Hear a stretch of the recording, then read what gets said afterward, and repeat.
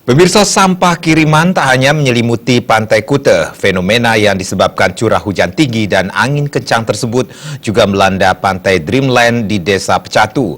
Mengatasi kondisi ini, DLHK Kabupaten Badung bersama dengan perangkat desa setempat telah membahas pembuatan jalur evakuasi demi memudahkan pengangkutan sampah di Pantai Dreamland.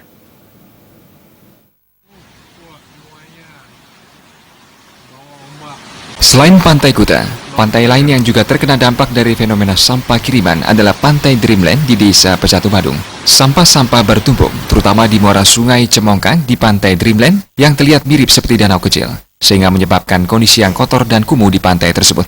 Saat ditemui, Kepala Dinas Lingkungan Hidup dan Kebersihan Kabupaten Badung, Putu Eka Martawan menjelaskan, pihaknya telah melakukan diskusi dengan semua komponen desa di Desa Pecatu dan telah membahas mengenai pembuatan jalur evakuasi untuk memudahkan truk dan loader masuk ke lokasi, sehingga sampah-sampah tersebut bisa dibersihkan dan diangkut.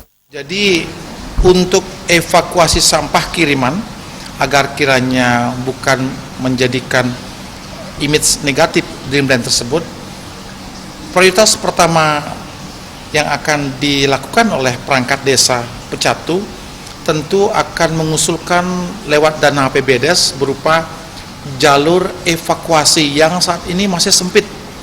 Yang kedua, tempat manuver terhadap mobil pengangkut sampah maupun loadernya memang tidak ada. Terus yang ketiga, ya tentu kita juga membawa sampah tersebut masih manual, jadi sifatnya itu lambat. Dan untuk ke depan ini yang menjadi prioritas kami bersama pemerintahan Desa Pecatu. Lebih lanjut dijelaskan, jika jalur evakuasi telah selesai dikerjakan, pihaknya bersama dengan pihak berbekal akan mengupayakan peningkatan dan penataan tempat rekreasi pro lingkungan di pantai tersebut agar potensi wisata di tempat seperti Pantai Dreamland bisa termanfaatkan dengan baik.